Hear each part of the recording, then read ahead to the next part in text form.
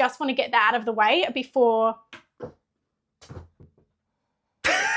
Hi, and welcome to the second episode of Your Netball Besties, where we break down all of the drama and headlines of the Suncorp Super Netball, as well as give our own personal analysis. And today's episode is all about round 2. Don't forget to like this video, subscribe to this channel, and turn on the notification so you don't miss any of our videos. We have a bunch of stuff to talk about today, not only the round 2 games, but we're also going to touch on the fact that Sasha was missing from the pivot table last night. The girls have decided across the whole of the SSN to no longer do the chants at the end of the game huddle. We also have exciting announcements about international netball. So we've got the upcoming Constellation Cup dates and also the Commonwealth Games. Okay, so the first game of round 2 was a Fever versus Firebirds game. So the score did end up being a huge 67-54 for the Firebirds. First of all, huge congratulations for Firebirds, especially given the really rough trot they've had the last couple of years. As far as underdogs go, it's actually really nice to see them thriving. Just want to get that out of the way before... Jenna, tell me what you think went wrong for Fever this time. Just like last week, you know, as much as I was hoping Fever were going to come out and just have a dominant performance and give a bit of fight, it was just the same from last week. They're just so disconnected at the moment, just missing that pillar. Dan has been starting and persisting with Olivia Wilkinson, and I think there are some things that she does great. I think she is getting a little bit out-muscled by some of the defenders, and I would like to see her just be stronger on the tape. So do you think it's a little bit of when a new player joins the SSN and has their debut and performs really well, that there's an element of they just haven't been figured out yet? And perhaps that was what we were seeing from Olivia in her first few performances, whereas now it looks like the defenders have really done their homework on her and figured out how to shut her down. Yeah, I'd probably agree with that. I think that it could possibly be a bit of that. I feel like the only way you can really sum it up sort of from Fever is just a little bit disappointing. I made some notes throughout this game, probably way too many notes. Probably more than me. I was feeling feels. The attack was the weakest part of the court. We did see a little bit of an injection of Alice Teague-Neal in that GA position, hoping to ignite a little something extra in that attacking end.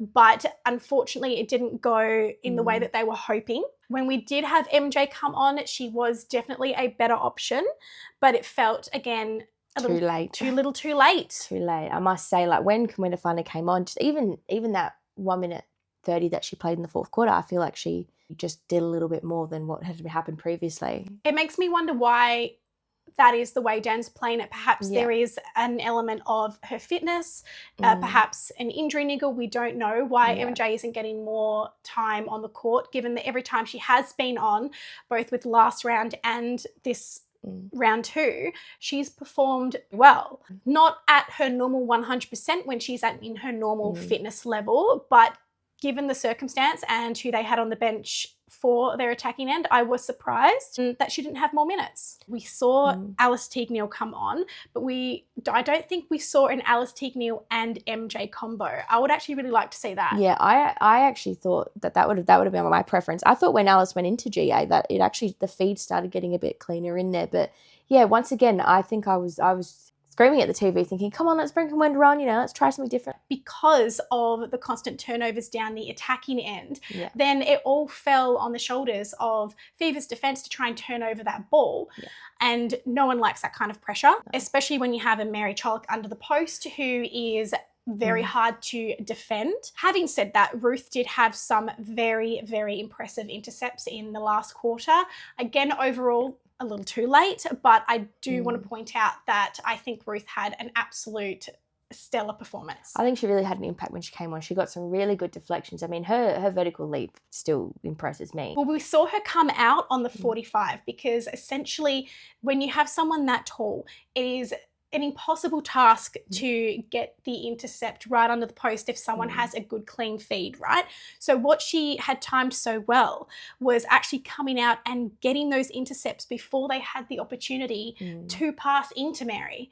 And that seemed to work really well. The Firebirds defense, I do want to point out as well, did an absolute incredible job of absolutely stifling Fever's ability to work the ball down to their attacking end. So when they did get that intercept, it was really hard for them to actually get the ball down the other end. So kudos to Firebirds defense for that incredible effort, because it worked. Firebirds are just looking way more consistent. They were looking way more connected. Everyone was there doing their job like they should, and I think that obviously paid off. But also even Mary had a much better game. I feel like you can really see her starting to get confident in her own play. So we actually saw a little bit of a positional change on and off between Moore and Dwan. Now, last season we saw a lot more of Dwan on the court. She wasn't performing to the level that they needed, whereas I think having that fresh legs, that constant change between those two seems to work quite well. Ruby was also very, very impressive in this game. Oh, she had a great game. Yeah. She's really showing Stacey that I'm still on contest for that diamond spot. She's definitely putting her hand up for that. She took quite a hard knock in the game as well. Yes, against Shanice, wasn't it? What Fever were doing were a lot of Hail Mary lobs into the circle. And then when you have Shanice under the post to be the option for rebounds, you're not going to get those rebounds. Overall, Firebirds are doing phenomenally well. We all knew they were going to have a better year than last year, with Imogen Allison in the centre or, you know, in like a centre court position, providing a lot more stability and leadership. And then obviously having Mary down the end, just providing a really, really consistent option under the post. Who doesn't want to, you know, your first home win of the season too? That would have been really good. I just, as a loss it might be for Fever, I think Firebirds, I can't be that mad because I think it's just good for their morale, and you know they want to start the season strong too, and I think in that game they deserve to win that game. Now we're obviously not going to write Fever off just yet. No. It's still very early on in the season. We're only 2 rounds in. We know now that Janelle Fowler-Nembard is going to be back. So, Jenna, do we have any confirmation on when that might be in regards to the 4-week notice? So we know that it has been confirmed she has given them her notice of intent to return.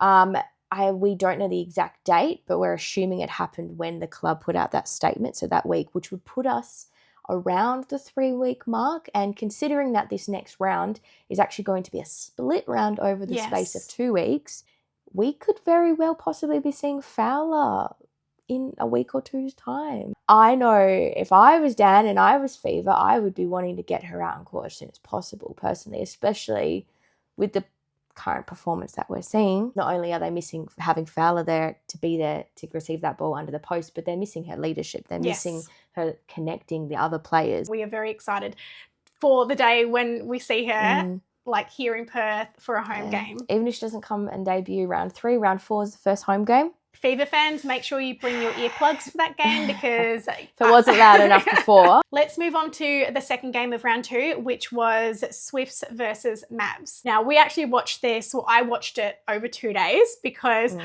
I was watching it and it was Jenna's birthday dinner, which I had completely forgotten about. And I was literally just in the middle of like watching the third quarter, and you messaged me and you're like, are you watching the whole game? I was like, of course, why wouldn't I? It's like, it's my birthday dinner. So in typical me fashion, I had completely forgotten. And but I made it, only 30 minutes late. That's fine. To be fair, I will also say I was a little bit late because it ended up being a very close. I think we can safely say that was a surprise result. Which I wasn't mad about at all. Especially when you look at, I guess everyone's predictions for Swifts this year. And yes, they had a really impressive game. I would say Houseby, I think we could probably pick as someone who could have done a little bit more in the shooting end. There definitely seems to be an element of she was playing a second wing attack role and passing to Wecky when she was double defended, and sometimes that wasn't an issue, but sometimes it was, and that's where we saw the ball turned over, when in reality Houseby was undefended in those moments and could have worked herself into the circle quite easily. Yeah, because I felt like we spent most of the game with her out of the circle. I feel like I hardly saw her in, and it wasn't actually until probably the last quarter that she finally was like, oh, okay, cool, you know what, maybe it's time for me to put up some super shots. But she got MVP, and even in her interview after the game, I think she was surprised. Yeah, no, definitely, yeah. There was even, a moment where we saw Bryony talking to her in the huddle and saying, more energy, Helen, more energy. Yeah. Now, we did obviously see her really win the game for the team in those final minutes because of the super shot and the fact that she is such a clutch player in those moments. Yeah. Having said that, I didn't think that we would see Swifts have to rely on that as much this season. So it was very interesting to see that that's actually exactly what they needed to do. Having a Helen Hasby there, even if she, took it a bit easier in the beginning, but she was ready to step up when the time counted, and that does make a huge difference. This game was extremely tight. It was. Yeah. The Mavs had a very impressive comeback, and they had really worked out a breaking down the easy pass down to Wecky, because they'd identified, I guess, that Hasby wasn't really taking any of that shooting load. We would normally see her work her way into the circle and take those shots herself. But the risk was taken. It was passed to Grace, who was double defended. They got the turnover, and it really gave Mavs that opportunity to catch up. I was almost disappointed really to see that they didn't get the win because they fought so hard for it. They did. And I must say, even the ejection of Grenfold into the third quarter, I thought she really contested with Nowacki really well. She got some good turnovers over her, which would be very confident for a young player. Like, what a boost to your confidence. Well, we saw the game really turn around for Swifts when Verity came back on. Oh, yeah. She was definitely one of the pivotal changes that the Swifts made. There were moments in the beginning of the game where it felt like a real rinse and repeat of round one. But then we did see Mavs change that up, and it worked a lot better for them. So in regards to the fact that Swifts were just getting the ball flying into the circle with very little contest, as we saw them do against Fever in round one, and then the fact that Lightning were able to do that a lot against Mavs in round one as well. So it was really good to see that change up in defense and it actually work for them, because this game actually ended up being really tight and very exciting to watch. Now, we did see a little bit of a tussle between Verity and Palmy, which I'll put up in the screen here because honestly it was quite funny. I've never seen Verity get told off before. We saw Shani make Fraser's life really, really hard in the beginning of that game, but I really loved seeing how Fraser figured out how to get around that. And that's what you want to see from the players. You don't want to see them not be given the chance to figure it out and be benched in replacement of something new. Sometimes that's what you need, but sometimes you actually just want to give them the opportunity to figure it out. And that's exactly what Fraser did. Which is good, because I feel like last season we saw Fraser take the bench a lot more than I remember. There were a lot of times where I was like, put her on. So it was good to see that she had the opportunity to figure it out, and she did. Because we know that she's had a really up and down couple of seasons as well with just getting court time. So, it was good to see her figure that out and prove herself. On Shani Lambton, she made such an impression in this game. She was everywhere. It was hard not to notice her, especially when she had another continuous little tussle and competing for landing space with Mankaville, which seemed to be just a back and forth that they were having just constantly in each other's landing space. Not what you want to be doing. No, because that's what leads to injuries. Yes. And also it just gets you out of play. It feels unnecessary. So I think both players could have pulled back a little bit from the contest, especially because a lot of those contests where they were getting in each other's landing space, they were late. We did see the passes to Jock being really, really just inaccurate in the beginning part of the game. They did clean it up eventually, but like I said to you, they were making it look so much harder than it is. Jock is not a hard person to feed to, and there was just so much inaccuracy at the beginning. So it was good to see Mavs really clean that up, and I think that was definitely the turning point for them as well. But, kudos to Sarah Clow for confusing that space and confusing the feeders, but it was really good to see just how much Jock is demanding that space and demanding that ball. Honestly, I rate her so highly. I think she is going to be, I mean, we've seen it. She's the reason why the Mavs are performing so well right now. She's just an incredible player, and I can never not be impressed on her take of the ball. It's strong.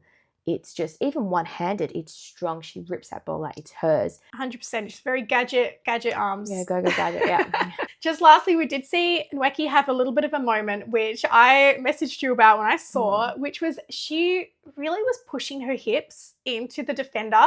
So when she was screening the defender out and house, we had the ball, it looked like a really intense, like I didn't feel like she should have been allowed to do that. No, I think it's all about positioning. You know, you position yourself in the right way, the umpire, you know, it's not going to see the little things like that. It feels so cheeky when you do that, just like when that player snatched the ball out of my hands during a social game. She turned her back to the umpire and snatched it out of my hands, and because it wasn't seen, nothing was called.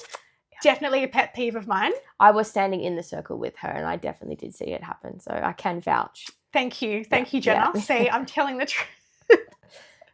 Game 3 was Lightning versus Tbirds. Now, this was the game that we were looking forward to the most, especially given how Lightning performed in round 1. We knew that this was going to be a huge game, and it delivered.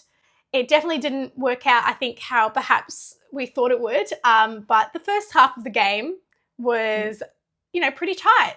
So let's talk about it. We saw Steph start in a GS bib, which we know after round 1, she has a little bit of an injury niggle, so she's been playing a GS role. That, look, it's hard to see because obviously it means that Lightning really needs Steph on the court. They just can't risk not having her on the court at all. Does that mean that having her play in a GS position is going to extend her injury instead of allowing her to have those games on the bench and actually rest and get back to 100%? What do you think? I think they need Steph at 100% in GA. She does so much work just navigating that attack end. I feel like when you put her in GS, she will try, but she just doesn't have the same impact as she does in that GA role. So I think Lightning do need it. But yeah, I definitely think it is a question is, do we just take what we can get from her, or do we rest her and get her at her best? I don't think they have the answer for that either. No. At the start of the game, we saw a lot of back and forth. Both Tbirds and Lightning were quite evenly matched at the beginning. It seemed to be a lot of back and forth bullet passes into the circle, and then again an equal number of back and forth ball fumbles and silly errors. Yeah, there was a lot in this game. One of the things I loved watching the most is that battle for position between Steph Fretwell and Shamira Sterling Humphrey. When Steph wants to get that pass on the circle edge, she is so good at fighting for that position and using her body as a screen to then spin around and get the ball. To see Sterling know that's exactly what she's doing and to see them tussle for that position, I love it. I love it. By the end of the first quarter, there was only 1 goal in it. So Lightning were actually ahead by a goal, and we were really seeing our Diamonds players performing like Diamonds. And it was very, very promising to see. It's what we expected to see from them last year. That didn't quite work out, but this was definitely the glimpse of that. By quarter 2, we saw a little bit of a change up. We saw Riley come on in exchange for Kara, get some fresh legs on the court, and we saw her take a few super shots, which meant that by half time, there was actually only 2 goals in it. Now, the third quarter is where everything kind of started to unravel. We saw Steph run off the court and straight to the treatment room with the physio and the doctor. Yes. And she eventually did come back with the knee strapping. With the knee strapped, yeah. But by that point, unfortunately, it felt like the damage had been done. The absence of Steph on the court meant that the attacking end really started to creep in with the turnovers and the errors, and there just was a lack of leadership in that circle and control. Even when Steph came back on, and she actually returned in a GA bib for a little bit, it felt like they suddenly changed into chase mode. Yes, and by the time that Lightning did sort of fall into that chase mode, I think Thunderbirds had sort of figured it out. Like in the beginning of the game, we saw Lightning start strong and Thunderbirds were sort of taken a bit off guard, going, oh, okay, all right. And Lightning had really good defensive pressure. But Thunderbirds, as they always do, they adapted and they figured it out. And they thought, all right, cool, let's put the defensive pressure back on. So not only having Steph come off, they put and applying the defensive pressure that they are just known for at this point, I think that was definitely the big shift of the game. And Thunderbirds have a really good ability of just keeping consistency throughout. One thing I did notice as well, though, is in the Tbirds shooting end, towards the end of the game, I did notice that they were actually passing the ball around quite a lot. Romelda would catch it and you'd think it would be within range, but then she would turn and pass it back out to a midi, and then Free would do the same. And I just thought there was a lot of unnecessary passing happening. But then I did also notice a similar thing happening down in the Lightning end, where you cannot throw the ball in a sneaky pass over the top of Shamira Sterling. She is going to... Or even a low ball, because Garrett will get right in there. And Garrett always she does. Loves that. And so it's like you either short and sharp or you put it in quick. But when you're a shooter, you need to be able to... You catch that ball, you turn, you shoot, no matter where you are. That passing around very much gives, I'm intimidated, I don't want to shoot. It just gives them more of an opportunity to intercept, doesn't it? Yeah, and that's what Thunderbirds are wanting to do. They want you to pass it around because they know they're building for that intercept. And the really good thing about Thunderbirds as well is one person deflects it, two people that are ready to pick it up. Every player on that court, no matter what bib, they're a defensive player. And you can see why the shooters can get spooked, especially, like Riley and Kara, who don't do a step back like Steph does, because we saw 2 rejections. And see, that's the thing. Like, there's one thing having 2 incredible super shotters, and there's another thing having a Shamira Sterling right in front of you. We definitely seem to be talking more about Lightning than Tbirds in this analysis. And really it just comes down to the fact that Tbirds are really hard to critique. They really are. Once they get their rhythm, or once they get that foot in front, which is what they did, they took their opportunity when Steph was off the court and they put their foot down, and then they did not release. They did not release that pressure. And it was just impossible to come back from. Also very good at, like, they were making mistakes as well. It was a very, very, scrappy first quarter, but they went to the bench, they had a chat, and they fixed it. Other than the scoreline, the easiest way to really see the proof in just how difficult the Tbirds defense is in Lightning's percentage of centre pass to goal conversions was very low. And that is, again, respect to the pressure that the Tbirds put on across the entire court. Their defensive pressure is not limited to the circle by any means. It is felt the entire way down. So what do you think then, as from the diamond shooters and Liz and the attackers coming up against, they just seem to get so spooked by the Thunderbirds, the Jamaicans? What is that saying for international netball, where I feel like Australia, our shooters and our attackers are just getting so intimidated by them, and it's starting to show? Well, I mean, obviously Steph is no longer our international starting 7. I think that is something that we're really feeling on our international side. We saw the results of not having a Steph Fretwell be the starting GA for Diamonds. And we can see that the starting duo, which is obviously our Vixens attacking end, which we've touched on before, that was a hard, it's just not working as smoothly for them. And look, how do we combat that? It's hard to just say that our attacking end is no longer as strong as it used to be, because it's not even that. I think it's Thunderbirds have just taken it defense to a whole new level that we just haven't figured out yet. But I mean, the attacking end for Diamonds lost against New Zealand's defence end, not just Tbirds. Yeah, true. Like when Australia last played the Jamaican defence, that was when Steph was there and we won. That was, I believe, the World Cup. We're actually now starting to visibly see the frustration in the players when they're going up against the Jamaicans. And that's what, to me, that's what's concerning. Well, I mean, it kind of ties in a little bit into what we were touching on earlier when we're looking at the international shooters that have come in. Now, obviously, when you're looking at big picture-wise, you want the SSN to be filled with the best players in the world in order to push the best performances out of everyone and elevate the sport as a whole. That makes sense. But when you are looking at how that has changed the game, every year we're having more of those international players taking essentially the bookend positions, and it has completely changed the game. And Kath Cox was talking about how, you know, has the fact that Cara Koenen doesn't shoot 2-point shots and he's also not a 6.5 foot tall holding shooter, does that mean that she's made herself redundant because of that?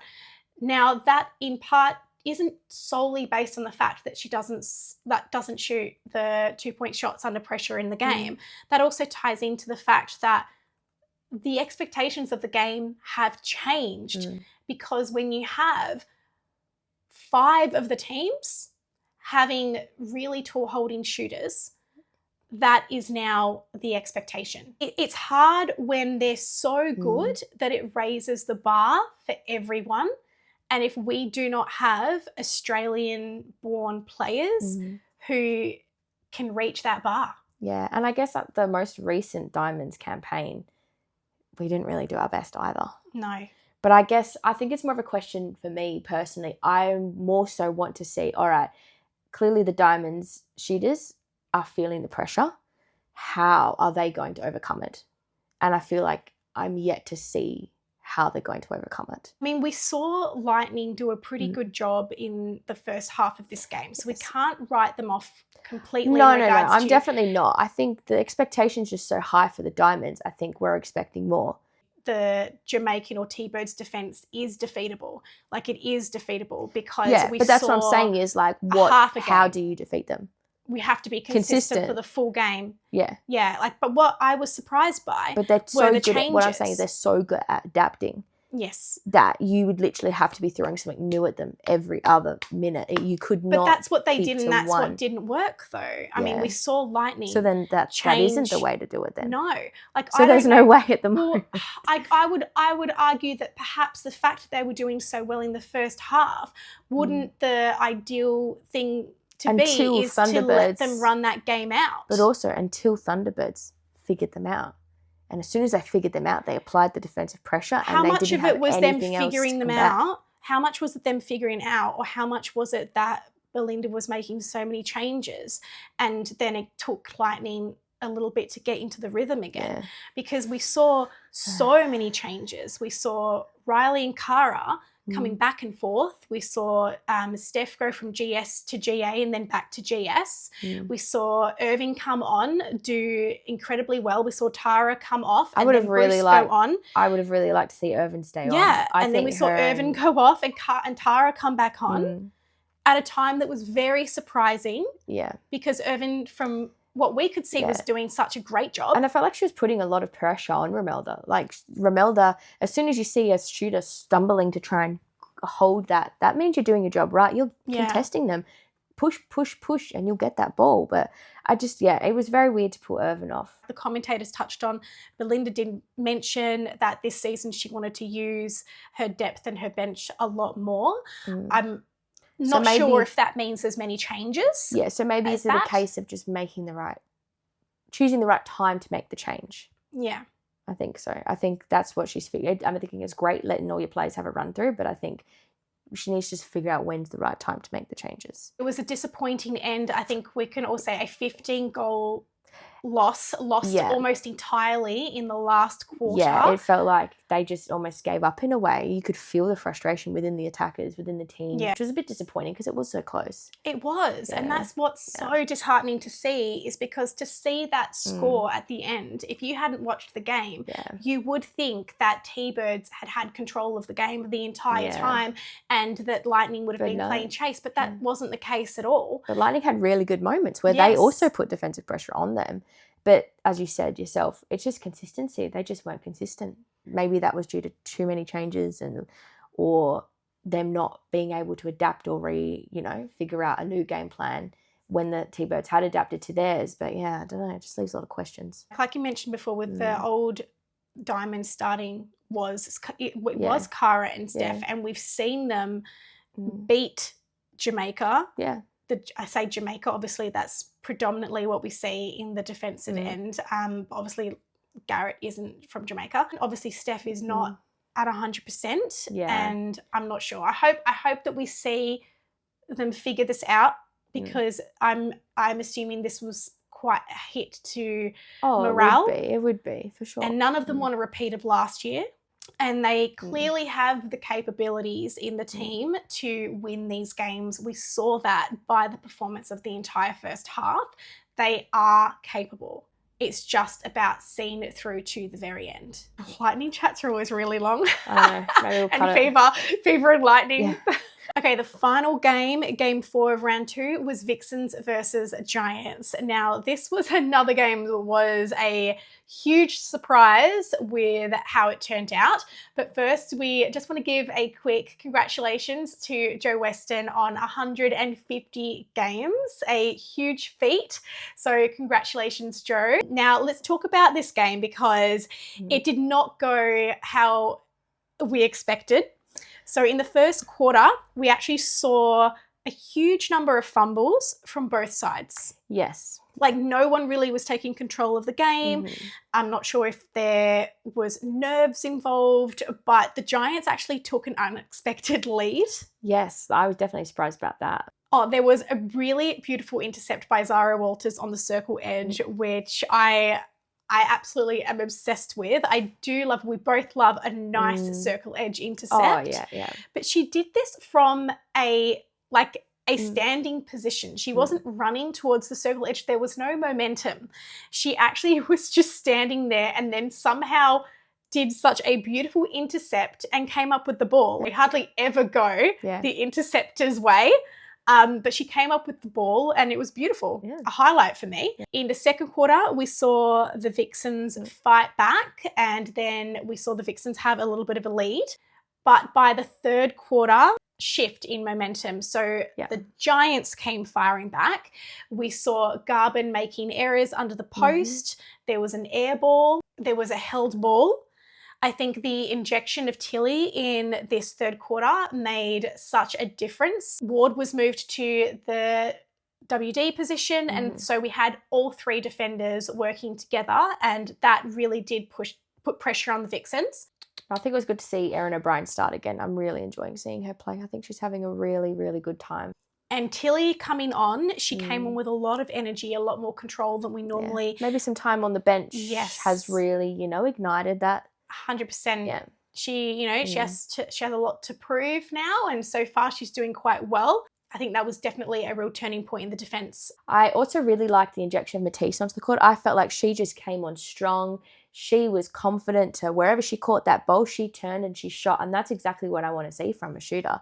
The confidence to no matter where you are, no matter the distance, you're going to put it up and then get it in. I think she had, I think she hardly missed in that game. She had such a good shooting accuracy, but that's just what you want to see. You want to see the confidence, especially on players that are up in your business and on your face. So 100%. Not to say that Joe didn't do a good job starting, because we did obviously see Giants win that first quarter, but we also do love to see Matisse on the court and getting more minutes. We did see Joe Weston and GK as well. We did. Yes. I think even they said themselves they're still trying to figure out with having Emily Mannix out, obviously, after she's had baby Mabel.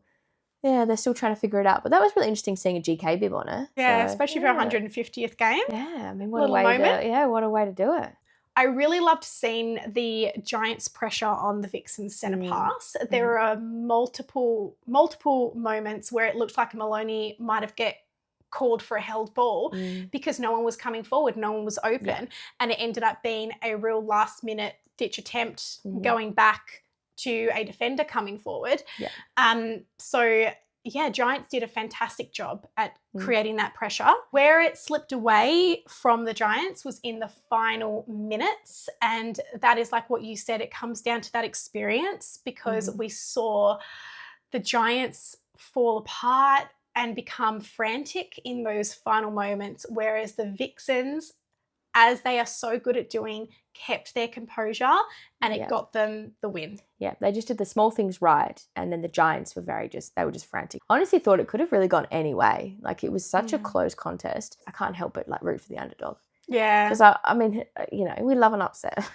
100%. I mean, that was like, the same with like the Firebirds and obviously, with Giants, they all had tough seasons the last couple of years. It's really promising for what we're going to see from Giants going forward. They were under a lot of criticism with the lack of changes, but Julie clearly has a lot of trust in the players that she is putting on, and the fact that she hasn't made a huge amount of changes. So I guess, let that play out and see what they've got for us. You think we're going to see a lot of more of like unpredictable upsets, you know? That's my favourite part.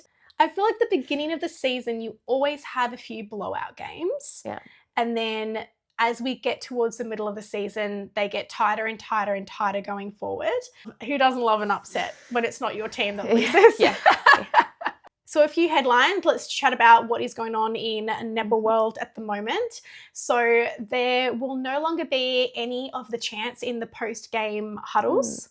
So we saw Palmy on Pivot chatting about it and giving her thoughts, and she essentially compared it to feeling like you're at a children's birthday party when you're doing the final little hip hip at the end. So 100% agree with her.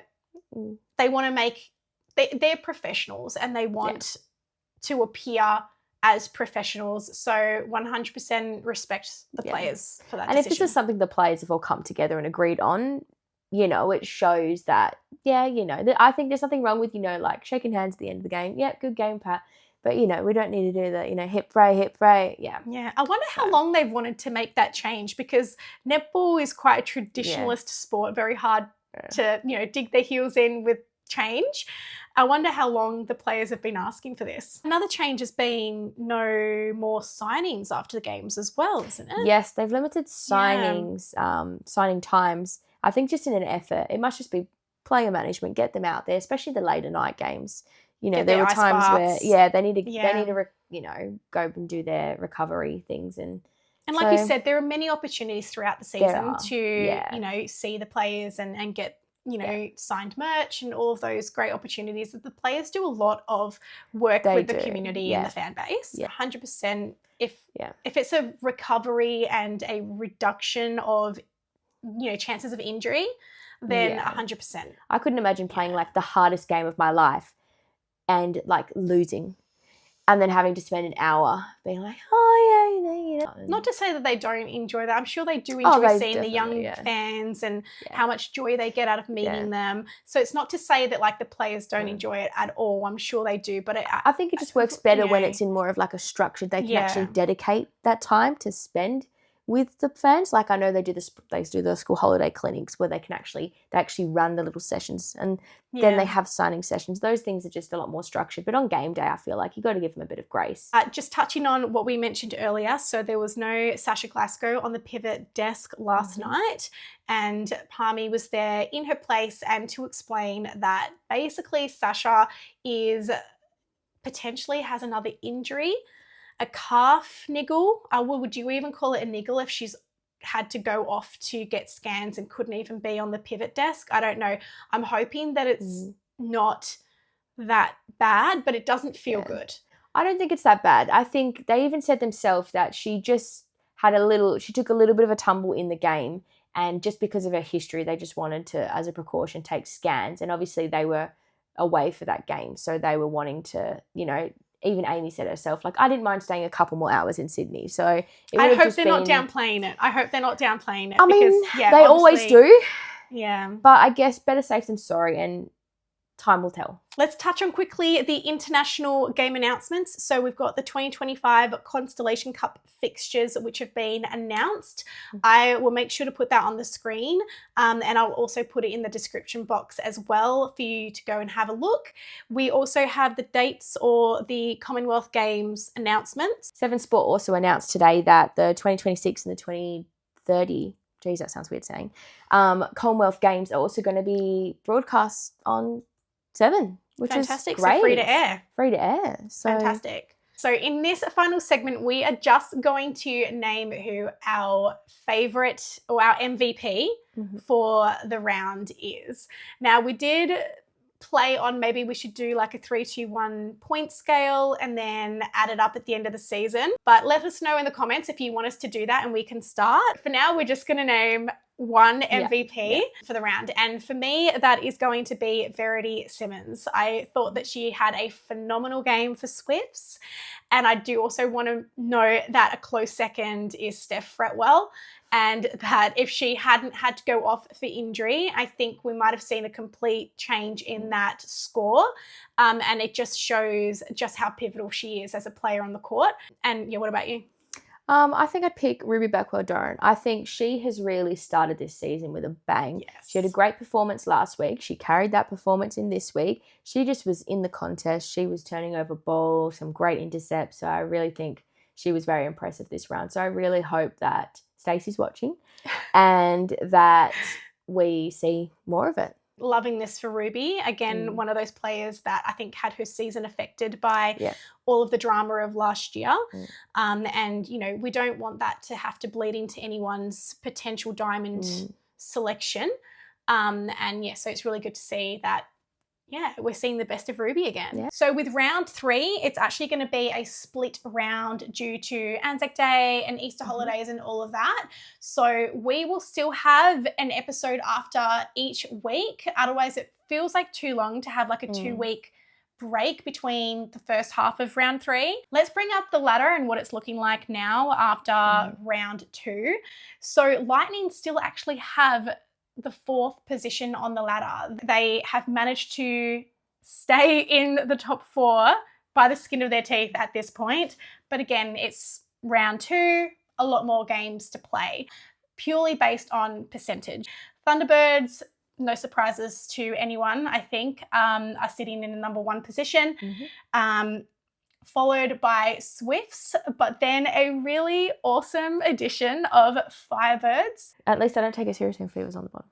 I was going to say, I was like, is it because Fever's at the bottom? So round 3, we have the split round. So we have 2 games on Sunday, the 20th of April. The first of which is Mavs versus Giants. Who do you think is going to take that one? Oh, I think it's going to be a closely contested because this week alone we've seen Mavs and Giants with that real. But if I had to pick, I think Mavs might do it, but I think it'll be one of those dying minutes who can keep composure sort of situations. So I really think it could go. Well, the reason that it's going to be hard to tell really is because we want to see if Sasha's going to be playing. That will be a very good point too. Yes. If Sasha isn't playing, I think maybe Giants. The second game is Thunderbirds versus Swifts. Now, that'll be the game of the round. 100% going to be the game of the round. So we have a very strong Swifts attacking end versus Thunderbirds defense end. Who's going to come up top?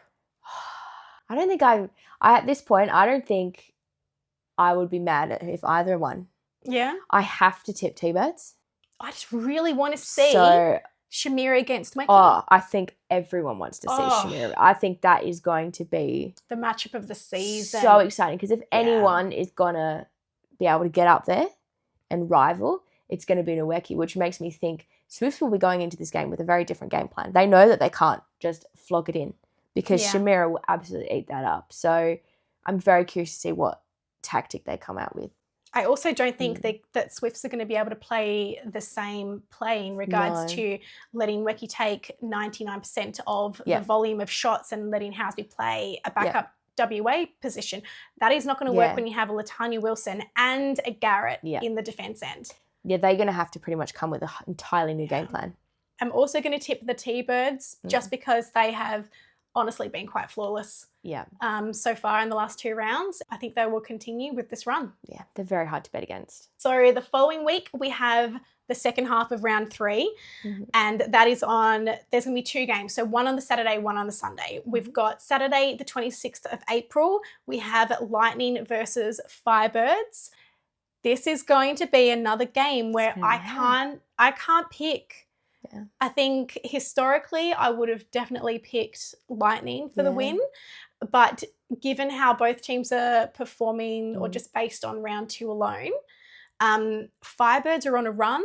They are feeling confident. They are feeling, I imagine when we see that little health score pop up on the screen, that is the new edition of the commentating, that it's going to be, you know, in the 180s and above for Firebirds, whereas I imagine Lightning probably not feeling fantastic after a 15-goal loss. Yes. Also, one thing to consider is because it is a split round, though, both of those teams would have had a week off of no games.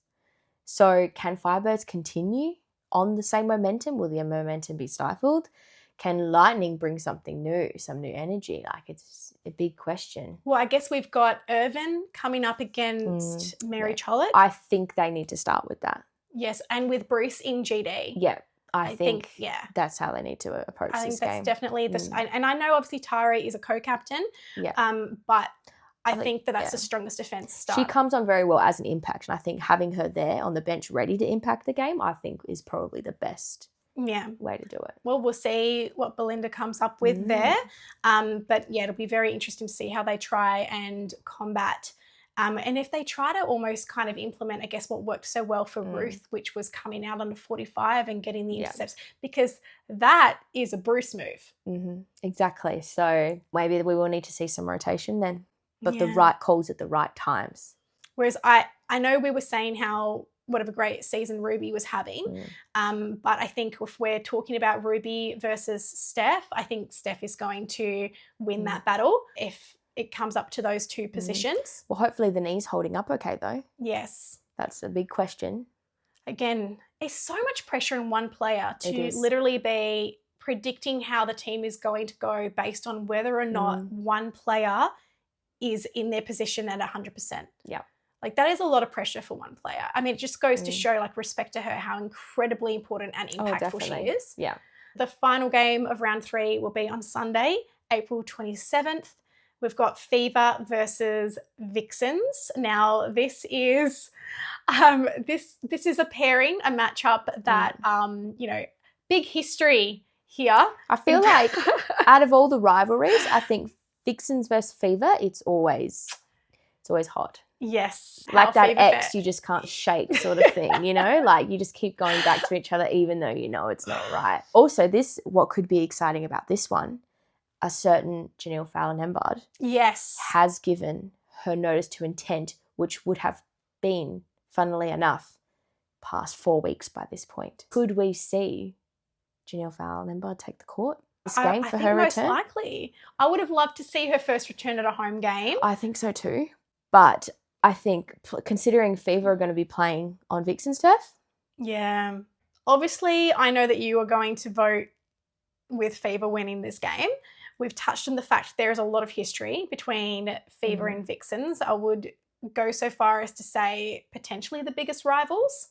I think so. I think they're definitely up there. There's definitely no love lost. And you can definitely feel it when Vixens are here at RSC Arena. Having said that, respect where respect is due. Vixens are a formidable side. They are full of diamonds. They have Simone at the helm. Yes, we will likely have Fowler back for Fever, but we don't know in what capacity. Yeah. We don't know for how many minutes. We don't know if it's going to be a mix of MJ, Liv, Fowler, and easing Fowler back. But also MJ going up against her old side too. Yes. Which means she will have experience in the way they play. Well, yes and no, because they don't have Mannix in defence. So we are seeing we're going to obviously have a lot of changes in the Fever attacking end because of the things we just mentioned. Yeah. But also, if we're talking about what went wrong with Vixen's defence, it was because they still don't really fully have an answer to replace Emily Mannix, who had her best season ever last year. Vixens and Fever have such a great rivalry. I think they're just to me, they're such a similar side. They both are so strong and they have so many similarities, which makes it so exciting when you watch them go up against each other. The thing is, if we didn't have Fowler coming back, then we would essentially have, I guess, a different pairing in regards to, so far, Fever have lost to two teams that have that tall holding shooter set up when Fever don't have it. Yeah. Whereas Vixens don't have that setup. Yeah. So does that mean that if Fowler comes back, then we're going to come back with an advantage? because it seems like all of the teams that do have that strong holding shooter are coming in with an advantage. I think it really depends. I mean, we've seen Vixens pull off the win against Fever, though, previously with that big holding shooter. So I think it's just that I always find it hard to pick Fever versus Vixens because with them, I feel like you really never know. I think it's going to be a good game regardless. I think both teams are going to be coming out strong out the gate because of that rivalry, and they both are going to be hungry for that win. I don't think I can pick which one is my favourite game. Like which one I'm looking forward to the most. I'm probably, like I'm looking forward to obviously watching Lightning play, obviously looking forward to seeing Fever versus Vixens, but also really looking forward to seeing Thunderbirds versus Swifts. Yeah. What a problem we have, hey? Every game is so exciting. Thanks so much for watching, guys. As always, make sure you like this video, subscribe to this channel, and select the notification little bell, because if you don't, you won't get notified when our new episodes go live. Also, don't forget you can follow us on social media. I'll put all of the details in the description box below. And as usual, let us know what you think in the comments, and we look forward to chatting to you guys there. With some passion.